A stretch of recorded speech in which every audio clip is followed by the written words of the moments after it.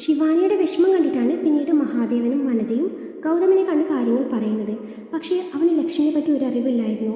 2 ആഴ്ചയായിട്ടും ശിവാനി അവൻ ഒരിക്കൽ പോലും വിളിച്ചില്ല എന്നറിഞ്ഞ ഗൗതമിന് ഇതിൽ കാര്യമായി എന്തോ ഉണ്ടെന്ന് തോന്നിയിരുന്നു. താൻ അന്വേഷിക്കാമെന്ന് പറഞ്ഞ് ഗൗതം അവരെ ആശ്വസിപ്പിച്ചു തിരിച്ചയച്ചു.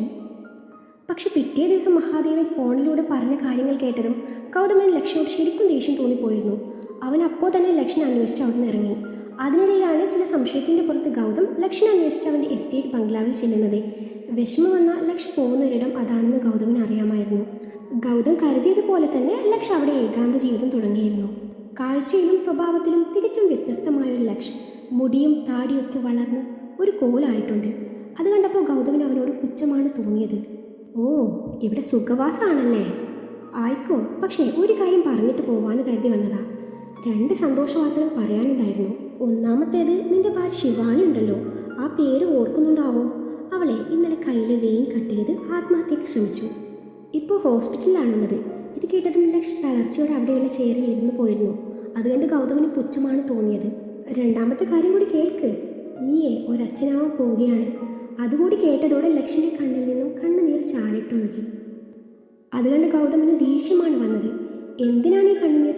അവൾ ചത്തില്ലല്ലോ എന്നോർത്താണോ? എന്ന വിഷമിക്കണ്ട, വൈകാതെ അതുണ്ടാവും. അവളെ ഇപ്പം എങ്ങനെയാണ് ഇരിക്കുന്നതെന്ന് നിനക്കറിയോ? ഹെൽത്ത് കണ്ടീഷനൊക്കെയും വളരെ മോശമാണ്. ആരോടും മിണ്ടാതെ, ഉണ്ണാതെ, ഉറങ്ങാതെ. ഇനി ഇതുപോലെ നിന്റെ കുഞ്ഞിനെയും വയറ്റിലിട്ട് അതുപോലെ ജീവിച്ച വൈകാതെ 2 ജീവനും ഒരുമിച്ച് പോയി കിട്ടിക്കോളും.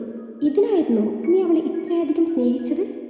ഇങ്ങനെ വേദനിപ്പിക്കാനായിരുന്നെങ്കിൽ എന്തിനാ നീ അവളെ താലി കെട്ടിയത്? ഇത്രയും നാളായിട്ടും ഒന്ന് വിളിച്ച് അവളുടെ സുഖവിവരം അന്വേഷിച്ചോ? നീ ജീവിച്ചിരിപ്പുണ്ടോ അതോ മരിച്ചോ എന്നറിയാതെ ആ പാവം ഉരുകി ജീവിക്കുകയാണ്.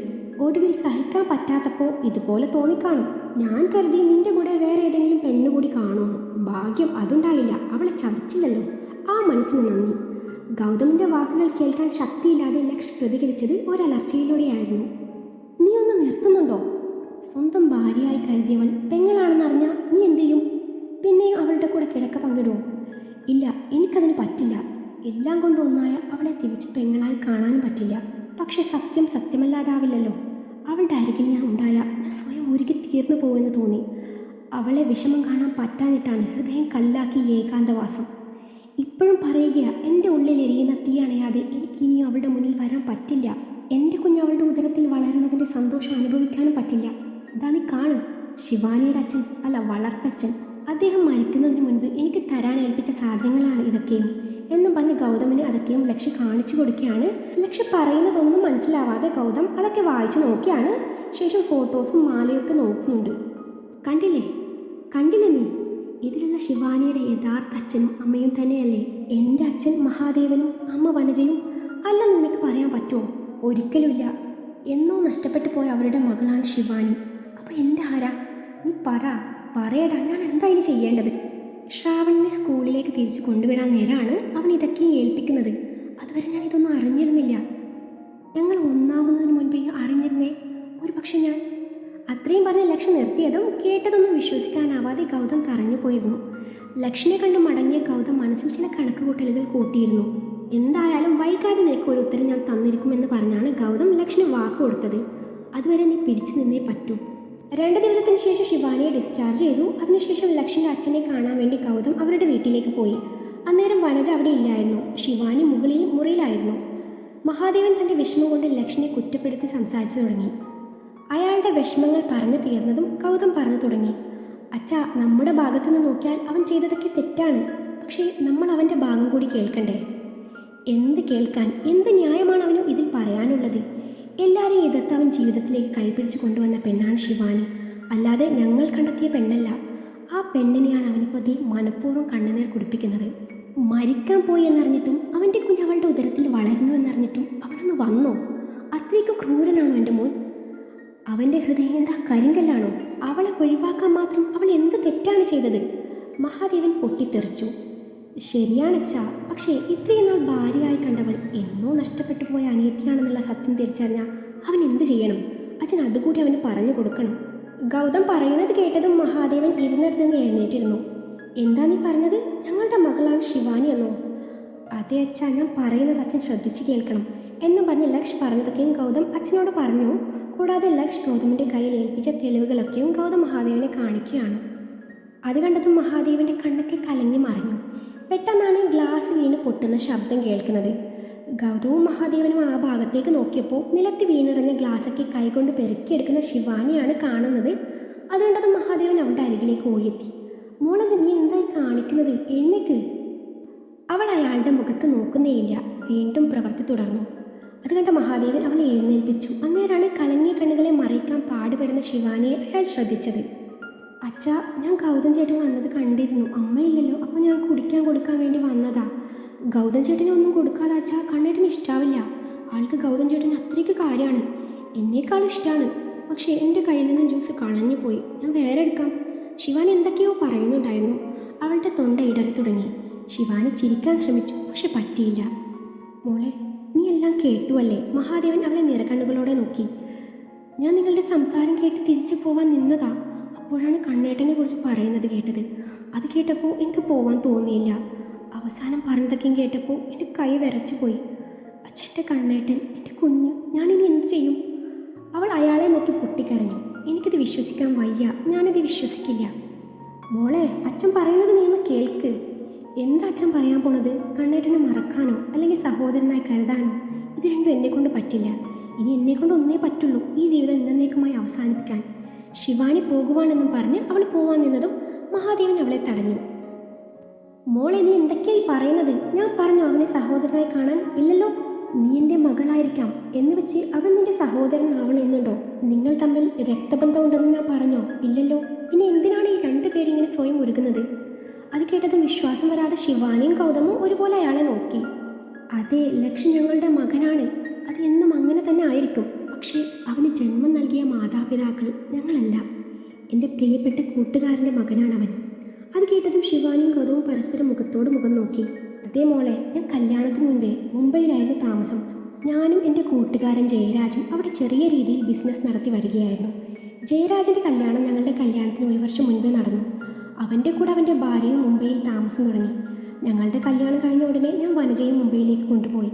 ഞങ്ങൾ അവിടെ ഒരു കുടുംബം പോലെയായിരുന്നു താമസം. അതിനിടയിൽ ജയൻ്റെ ഭാര്യ ഗർഭിണിയായി. കുറച്ച് മാസത്തിന് ശേഷം വനജയും ഗർഭിണിയായി. അന്ന് ജയനും ഭാര്യയും പറയുമായിരുന്നു, തങ്ങൾക്കൊരു ആൺകുഞ്ഞും നിങ്ങൾക്കൊരു പെൺകുഞ്ഞാണെങ്കിൽ നമുക്ക് അവരെ തമ്മിൽ കല്യാണം കഴിപ്പിക്കണമെന്ന്. ഞങ്ങളും അത് ആഗ്രഹിച്ചിരുന്നു. കാരണം ഞങ്ങളുടെ ബന്ധം അവരിലൂടെ കൂട്ടിയുറപ്പിക്കണം എന്നത് ഞങ്ങളുടെ ആഗ്രഹമായിരുന്നു. നിർഭാഗ്യവശാൽ 3-ാം മാസം വനജയ്ക്ക് മിസ്കാരേജ് സംഭവിച്ചു. യൂട്രസിന് സാരമായ ക്ഷതം സംഭവിച്ചതിനാൽ ഇനിയൊരു കുഞ്ഞ് പോസിബിൾ ആണോ എന്ന് ഡോക്ടർക്ക് പോലും സംശയമായിരുന്നു. അതോടെ അവൾ മാനസികമായി തളർന്നു. പക്ഷേ നാട്ടിൽ ഞങ്ങൾ കുഞ്ഞ് നഷ്ടപ്പെട്ട കാര്യം ആരോടും പറഞ്ഞില്ല. ഞങ്ങൾ വിഷമം ഉള്ളിലൊതുക്കി കഴിഞ്ഞു. അങ്ങനെ കുറച്ച് മാസത്തിന് ശേഷം ജയൻ്റെ ഭാര്യ രേഖ പ്രസവിച്ചു. അവരുടെ ആഗ്രഹം പോലെ അവർക്കൊരു ആൺകുഞ്ഞായിരുന്നു. അവൻ അവരുടെ മാത്രം കുഞ്ഞായിരുന്നില്ല, എനിക്കും വനജയ്ക്കും സ്വന്തം മകനെ പോലെയായിരുന്നു. ലക്ഷ്യം എന്ന് പേരിട്ടത് ഞാൻ തന്നെയാണ്. മിക്ക ദിവസങ്ങളിലും അവൻ ഞങ്ങളുടെ കൂടെ തന്നെയാണ് ഉണ്ടാവാറുള്ളത്. അങ്ങനെ ഇരിക്കെ കുഞ്ഞിനെ ഞങ്ങളുടെ അടുത്താക്കി പുറത്തു പോയതാണ് ഇരുവരും. പിന്നെ കേൾക്കുന്നത് അവർ സഞ്ചരിച്ചവൻ്റെ അപകടത്തിൽ പെട്ടുവെന്നാണ്. ജയൻ സംഭവസ്ഥലത്ത് തന്നെ മരിച്ചു. ആശുപത്രിയിൽ എത്തിച്ച അവൻ്റെ ഭാര്യ പിറ്റേ ദിവസം മരണത്തിന് കീഴടങ്ങി.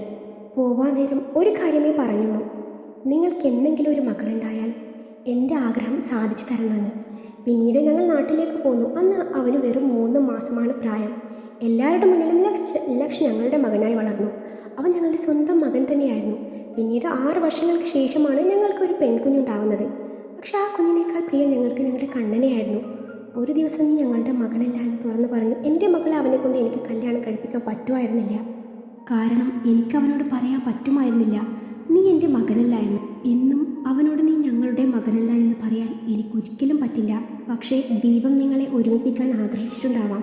അതുകൊണ്ടാണ് നീ ഞങ്ങളുടെ കയ്യിൽ നിന്നും ആ പാവം മനുഷ്യൻ്റെ കയ്യിലെത്തി അവരുടെ മകളായി വളർന്ന് ഞങ്ങളുടെ കണ്ണൻ്റെ ഭാര്യയായി വീണ്ടും ഞങ്ങളുടെ അരികിലേക്ക് എത്തിയത്.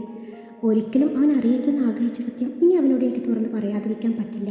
ഇല്ലെങ്കിൽ എനിക്കെൻ്റെ കണ്ണനെ എന്നേക്കുമായി നഷ്ടപ്പെടും. അതെനിക്ക് സഹിക്കാൻ പറ്റില്ല. മോൾ എന്നോട് ക്ഷമിക്കണം. മോൾ ഇക്കാര്യം അറിഞ്ഞുവെന്ന് അവൻ ഒരിക്കലും അറിയാൻ പാടില്ല. കൂടാതെ വനജയും. ഈയൊരു സത്യം ഞാനും അവനും ഗൗതമും മാത്രം അറിഞ്ഞുവെന്നവൻ കരുതിക്കോട്ടെ. എൻ്റെ മനസ്സിൽ നീ എന്നും എൻ്റെ മകളായിരിക്കും.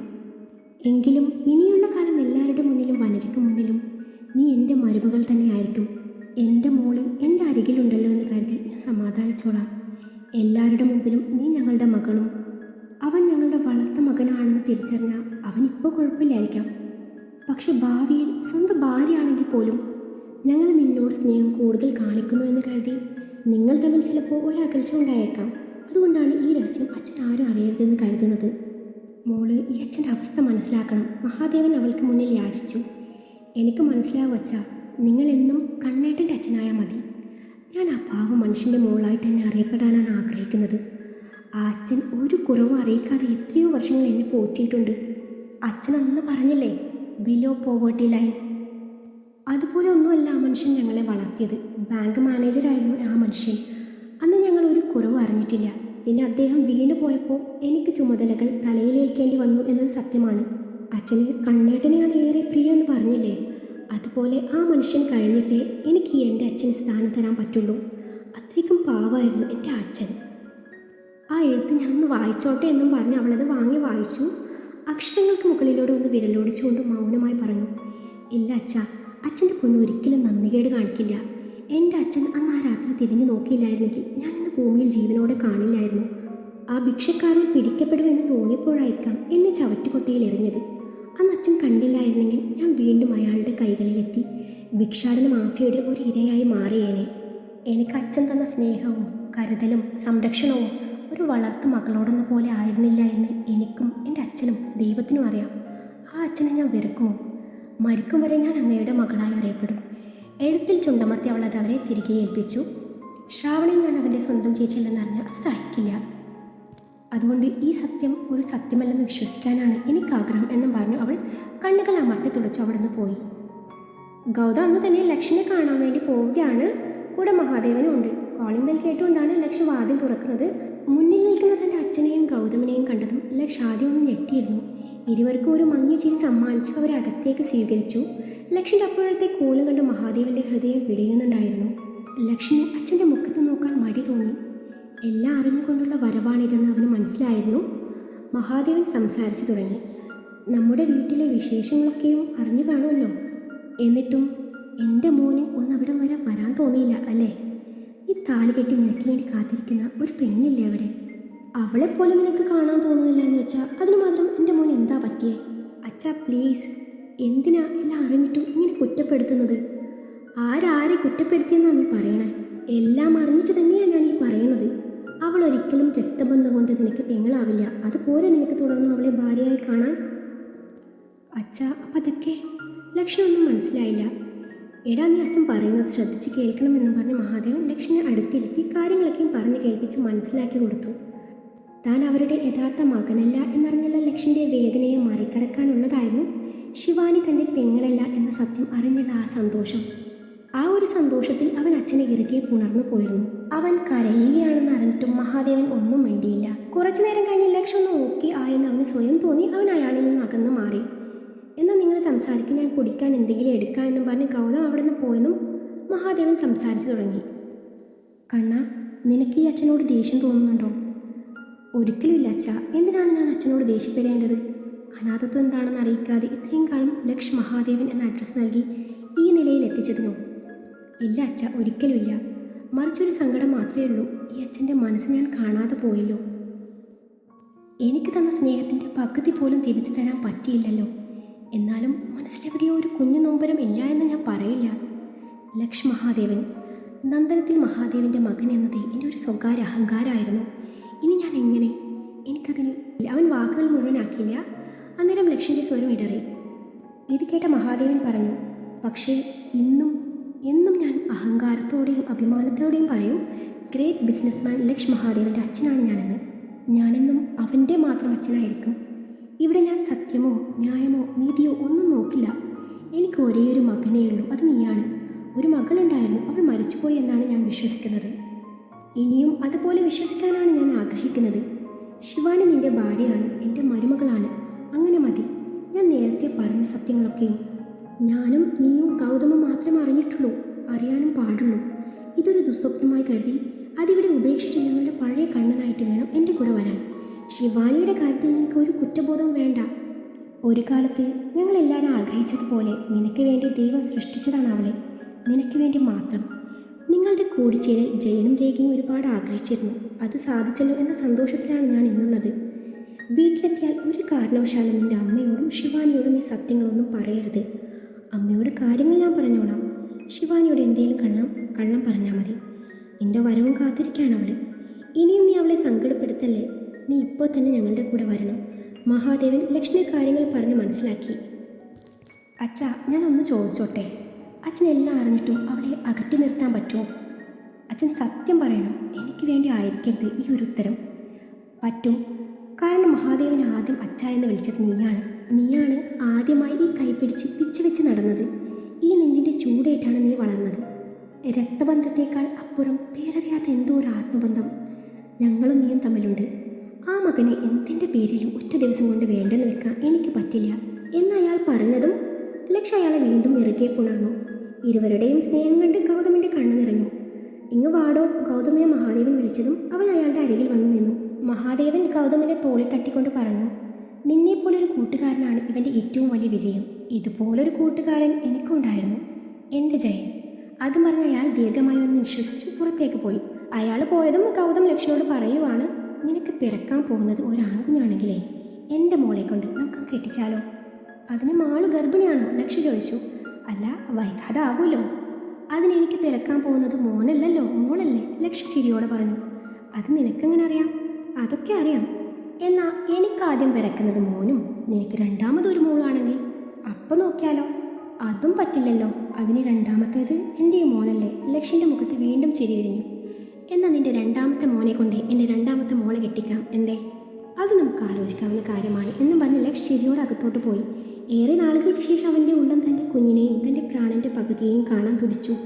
അവരുടെ കൂടെ തിരികെ നന്ദനത്തേക്കുള്ള യാത്രയിൽ ലക്ഷ്യൻ്റെ മനസ്സിൽ ശിവാനി മാത്രമായിരുന്നു. അവൾ മുതലുള്ള പ്രണയ നിമിഷങ്ങൾ അവൻ്റെ മനസ്സിൽ ഓടിയെത്തി. നന്ദനത്തിൻ്റെ ഗേറ്റ് കടന്ന് വണ്ടി വീട്ടുമുറ്റത്ത് നിർത്തിയതും ലക്ഷ്യ വണ്ടിയിൽ നിന്ന് ഇറങ്ങി. അവനെ കാത്ത് വനജ വീട്ടുപടിക്ക് തന്നെ ഉണ്ടായിരുന്നു. മകനെ ഇറുകെ പുണർന്ന് വനജ തൻ്റെ വിഷമങ്ങളൊക്കെയും പങ്കുവച്ചു. അപ്പോഴൊക്കെയും അവൻ്റെ കണ്ണുകൾ തൻ്റെ പ്രിയപ്പെട്ടവളെ കാണാനെന്ന പോലെ അവിടെ മുഴുവനും ഓടി നടന്നു. ഒടുവിൽ അകത്ത് കയറിയ ലക്ഷ് കണ്ടു സ്റ്റെയറിന് മുകളിൽ നിന്ന് തൻ്റെ പ്രവൃത്തികൾ വീക്ഷിക്കുന്ന ശിവാനിയെ. അവരോടൊക്കെ പറഞ്ഞു സ്റ്റെയർ കയറാൻ ഒരുങ്ങിയതും ശിവാനി മുറിയിലേക്ക് ഓടി. പിന്നാലെ ലക്ഷും. മുറിയിലെത്തിയ ശിവാനിയുടെ കണ്ണ് നിറയാൻ തുടങ്ങി. ആരുടെയോ കാലച്ച് കേട്ടതും അത് ലക്ഷാണെന്ന് മനസ്സിലാക്കിയ ശിവാനി ഡോറടിച്ച് ലോക്ക് ചെയ്ത് തൻ്റെ നേരെ വരുന്നവൻ്റെ ദേഹത്തേക്ക് അവിടെ ഉണ്ടായിരുന്ന സാധനങ്ങൾ മുഴുവനും എടുത്തെറിയാൻ തുടങ്ങി. പൊട്ടുന്നതും പൊട്ടാത്തതുമായ എല്ലാ സാധനങ്ങളും അവൾ എടുത്തെറിഞ്ഞപ്പോൾ ചിലത് അവൻ ക്യാച്ച് ചെയ്തു, ചിലതിൽ നിന്ന് ഒഴിഞ്ഞു മാറി, ചിലത് അവൻ്റെ ദേഹത്ത് കൊള്ളുകയും ചെയ്തു. എന്നിട്ടും ഇമ ചിമ്മാതെ തന്നെ നോക്കി തൻ്റെ അരികിലേക്ക് വന്നവനെ കണ്ടതും അവൾ തലയണെടുത്ത് അവൻ ഒരുപാട് തല്ലി. അവളുടെ ദേഷ്യവും സങ്കടവും തീരും വരെ അടിച്ചു. അവനൊന്നും മിണ്ടുന്നില്ലത് കണ്ടതും അവളുടെ പതിവ് പരിപാടി പുറത്തെടുത്തു. നെഞ്ചു നോക്കി ശരിക്കും കടിച്ചു. വേദന കടിച്ചു പിടിച്ച് നിൽക്കുന്നവനെ കണ്ടതും അവൾ അവനെ ബെഡിലേക്ക് തള്ളിയിട്ടു. എന്നിട്ട് ഒന്നും മിണ്ടാതെ തന്നെ കണ്ണെടുക്കാതെ നോക്കുന്നവനെ കണ്ടതും അവൾക്ക് കരച്ചിൽ വരാൻ തുടങ്ങി. അവനോട് ചേർന്ന് കിടന്ന നെഞ്ചിൽ മുഖം പൂഴ്ത്തി കരയുന്നവളുടെ തലയെ ചുണ്ടമർത്തി പുറം പതിയെ തലോടി ആശ്വസിപ്പിച്ചു. ശിവാനി. അവൻ്റെ സ്വരം അന്നേരം ആർദ്രമായിരുന്നു. ശിവാനി ഒന്നും മിണ്ടിയില്ല. ശിവാനിക്കുറിച്ച് പിഴക്ക ആണെങ്കിൽ എന്ന് പറഞ്ഞ് അവളെയും കൊണ്ടൊന്ന് മറിഞ്ഞു. തൻ്റെ ദേഹത്തേക്ക് അവൻ കൂടുതൽ അമരുന്നത് തിരിച്ചറിഞ്ഞ ശിവാനി അവനെ തടഞ്ഞു. എന്താ ഇത്? എഴുന്നേക്ക്, എനിക്ക് വേദനിക്കുന്നു. ഇനി ഇതൊന്നും നടക്കില്ല കേട്ടോ. എൻ്റെ ഉള്ളിലെ ഒരാൾ കൂടിയുള്ളത് അറിഞ്ഞില്ലെന്നുണ്ടോ? അതോ? അപ്പോഴാണ് അവന് അക്കാര്യം ഓർമ്മ വരുന്നത്. അവളുടെ മേലെ നിന്ന് എഴുന്നേറ്റ് വയറിൽ പതിയെ തലോടിക്കൊണ്ട് അവിടെ ചുണ്ടമർത്തി. സന്തോഷം കൊണ്ട് അന്നേരം അവൻ്റെ കണ്ണ് നിറഞ്ഞിരുന്നു. നഷ്ടപ്പെട്ടു എന്ന് തോന്നിയ ജീവിതമാണ് ഇപ്പോൾ തിരിച്ചു കിട്ടിയിരിക്കുന്നത്. അവളുടെ മുഖമാകെ ചുംബനങ്ങൾ കൊണ്ട് മൂടുമ്പോൾ അവളോട് അറിയാതെ ചെയ്തു പോയ തെറ്റിനും ഇപ്പോൾ അച്ഛന് വേണ്ടി അറിഞ്ഞുകൊണ്ട് ചെയ്യുന്ന തെറ്റിനും അവൻ മനസ്സുകൊണ്ട് 1000 മാപ്പ് ചോദിക്കുന്നുണ്ടായിരുന്നു. നിനക്ക് അവകാശപ്പെട്ട സ്നേഹമാണ് ഞാൻ ഇത്രയും നാൾ അനുഭവിച്ചത്. ഇനിയും അനുഭവിക്കാൻ പോകുന്നതും അതാണ്. അതിന് പകരമായി ഞാൻ നിന്നെ സ്നേഹം കൊണ്ട് മൂടിക്കോളാം ശിവാനി. എന്നെക്കൊണ്ട് അതല്ലാതെ മറ്റൊന്നും കഴിയില്ല. അവൻ മൗനമായി പറഞ്ഞുകൊണ്ടേയിരുന്നു. തൻ്റെ മുഖത്തേക്ക് നോക്കി എന്തൊക്കെയോ ആലോചിച്ച് കൂട്ടുന്ന അവനെ കണ്ടതും ശിവാനിക്ക് മനസ്സിലായി അവൻ്റെ മനസ്സിൽ എന്താണെന്നും അത് മാറ്റാനെന്ന വണ്ണം അവൾ വിഷയം മാറ്റി. അല്ല, നിങ്ങളിത് എന്ത് പണിയാ കാണിച്ചത്? എന്നെ ഒറ്റയ്ക്ക് ഇവിടെ ഇട്ട് പോയിട്ടേ എന്തായിരുന്നു ഉദ്ദേശം? അത് കേട്ട ലക്ഷ് പറഞ്ഞു, മൈൻഡൊന്ന് റിലാക്സ് ചെയ്യാൻ വേണ്ടിയിട്ടേ ചെറുതായി മുങ്ങിയതാണ്. മൈൻഡ് ഇതുപോലെ ഡിസ്റ്റർബ്ഡ് ആകുമ്പോൾ എനിക്ക് പതിവാണ് ഇതുപോലൊരു യാത്ര. ആഹാ, കാശിയിലായിരുന്നോ അതോ രാമേശ്വരത്തോ? അല്ല, കോലം കണ്ട് ചോദിച്ചതാ. അല്ല, പെട്ടെന്ന് എന്താ പോകുന്നത്? പളനിയിലൊക്കെ പോയി തലമുട്ടയടിച്ചിട്ട് വന്നാൽ മതിയായിരുന്നില്ലേ? മുൻപ് നമ്മൾ തമ്മിലൊരു ബെറ്റ് വെച്ചിരുന്നു, അതിലേ നിങ്ങളാ തോറ്റത്. ഞാൻ അക്കാര്യം മറന്നിട്ടൊന്നുമില്ല കേട്ടോ. രണ്ടിടത്തുമല്ല, ഗോവയിലായിരുന്നു. പബ്ബിൽ ചെന്ന് രണ്ടെണ്ണം അടിച്ച് റഷ്യൻ സുന്ദരികളുടെ ഐറ്റം ഡാൻസും ബീച്ചിലെ മാതാമ്മമാരുടെ കുളിയും കണ്ടപ്പോഴേ പകുതി ആശ്വാസം തോന്നി. അതിൻ്റെ കൂടെ കസിനോയും കൂടി ആകുമ്പോൾ ഫുൾ സെറ്റ്. ശിവാനിയെ ദേഷ്യം പിടിപ്പിക്കാൻ വേണ്ടി പറഞ്ഞു. ആഹാ, നല്ല കാര്യം. അല്ല, ഇവിടെ നിന്ന് ഒറ്റക്കായിരുന്നോ അതോ കമ്പനിക്ക് ആരെങ്കിലും ഉണ്ടായിരുന്നോ? പിന്നല്ലാതെ, നമ്മുടെ വേദികയില്ലേ, അവൾ കൂടെ ഉണ്ടായിരുന്നു. അവളാവുമ്പോൾ എല്ലാം അറിഞ്ഞു ചെയ്തോളൂ. പാവം, അവളുടെ ഒരു ആഗ്രഹമില്ലെന്ന് ഞാനും കരുതി. ഓ ആയിക്കോട്ടെ, ശിവാനി നിസ്സാരമായി തള്ളി. ശരിക്കും എനിക്ക് ഏതുപോലുള്ള സ്വഭാവമൊക്കെ ഉള്ളതാ. ഞങ്ങളെപ്പോലുള്ള VIPസിനിടയിൽ ഇതൊക്കെ സർവ്വസാധാരണമാണ്. നീ അതൊക്കെ കണ്ടില്ലെന്ന് നടിച്ചേക്കണം കേട്ടോ. നിങ്ങൾ അടികൂടാനുള്ള പുറപ്പാടിലാണോ? എന്നാലേ എനിക്കതിന് തീരെ താല്പര്യമില്ല. വഴക്കൂടാനേ അവിടെ നിന്ന് ഒരു മദാമയെ കൂടെ കൂട്ടായിരുന്നില്ലേ? ഞാനേ അക്കാര്യം ആലോചിച്ചതാ. പിന്നെ നിനക്കിഷ്ടപ്പെട്ടില്ലെങ്കിലോ എന്ന് കരുതി. ഇത് രണ്ടും കൽപ്പിച്ച് തന്നെയല്ലേ? എന്നാൽ എനിക്ക് നിങ്ങളോട് സംസാരിക്കാൻ താല്പര്യമില്ല എന്ന് പറഞ്ഞ് എഴുന്നേൽക്കാൻ പോയവളെ ലക്ഷ്യ കയ്യിൽ പിടിച്ചു നിർത്തി. കണ്ണായിട്ട് എൻ്റെ കൈ അവൾ വേദന കൊണ്ട് അത് പറഞ്ഞതും അന്നേരമാണ് അവൻ അവളുടെ കയ്യിലെ ബാൻഡേജ് കാണുന്നത്. അതിനു മുകളിലൂടെ പതിയെ വിരലൊടിച്ചു. എന്തിനാ നീ ഇത് ചെയ്തത് എന്ന പോലെ അവളുടെ മുഖത്തേക്കൊരു നോട്ടം പായിച്ചു. അത് മനസ്സിലാക്കി ശിവാനി അവനെ നോക്കി പറഞ്ഞു. മാളുവിൻ്റെ കല്യാണത്തിൻ്റെ ആ സമയത്ത് തന്നെ എൻ്റെ വയറ്റിലെ നമ്മുടെ കുഞ്ഞ് വളരുന്നുണ്ടെന്നൊരു സംശയം തോന്നിയിരുന്നു. പിന്നെ നടന്നത് എന്തൊക്കെയാണെന്ന് നിങ്ങൾക്കറിയാലോ. പിന്നെ തോന്നി നമ്മുടെ വീട്ടിലെത്തിയിട്ട് പറയാമെന്ന്. അതിനിടയിലാണ് ഒരക്ഷരം എന്നോട് മിണ്ടാതെയും പറയാതെയും എന്നെ ഇവിടെ ഇട്ടിട്ട് പോകുന്നത്. ഒരുപാട് വിഷമം തോന്നിയെങ്കിലും പിന്നെ കരുതി ഫോൺ വിളിക്കുമല്ലോ, അപ്പോൾ പറയാമെന്ന്. അതും ഉണ്ടായില്ല. അത് കേട്ടപ്പോൾ അവൻ്റെ മുഖത്ത് കുറ്റബോധം വന്ന് നിറയുന്നത് അവൾ ശ്രദ്ധിച്ചിരുന്നു. പോട്ടെ, അതിലൊന്നും എനിക്ക് വിഷമമില്ല. എന്നാലും നിങ്ങളായിരിക്കണം ഇത് ആദ്യം അറിയുന്നത് എന്ന് ഞാൻ ആഗ്രഹിച്ചിരുന്നു. അതുകൊണ്ട് ഞാൻ ആരോടും കാര്യം പറഞ്ഞിരുന്നില്ല. ശിവാനി കുറച്ചു നേരം പിന്നെ ഒന്നും മിണ്ടിയില്ല. കണ്ണിട്ട അത് കേട്ടതും ലക്ഷ്യം മൂടി. നിങ്ങൾക്ക് തോന്നുന്നുണ്ടോ നമ്മുടെ കുഞ്ഞിനെ വയറ്റിലിട്ട് ഞാൻ ഇതുപോലൊരു മണ്ടത്തരം ചെയ്യുന്നു? നിങ്ങളെ ഇവിടെ തനിച്ചാക്കി ഞാൻ പോകുമെന്ന് നിങ്ങൾക്ക് തോന്നുന്നുണ്ടോ? ശിവാനി പറയുന്നത് കേട്ടതും ലക്ഷ്യം വിശ്വാസം വരാതെ അവളെ തന്നെ നോക്കി. ശിവാനി അപ്പോൾ നീ സ്വയം ചെയ്തതല്ല എന്നാണ് പറഞ്ഞു വരുന്നത്? ലക്ഷ്യൻ്റെ ചോദ്യം കേട്ട് ശിവാനി അതേന്ന് തലയിളക്കി. ആരാ ഇതിന് പിന്നിൽ? എന്താ സംഭവിച്ചത്? നീ ഒന്ന് തെളിച്ച് പറ ശിവാനി. ലക്ഷ്യൻ്റെ കണ്ണുകളിൽ ചുവപ്പ് രാശി പടർന്നിരുന്നു. ശിവാനിയുടെ ഓർമ്മകൾ അന്നത്തെ ദിവസത്തിലേക്ക് പോയി.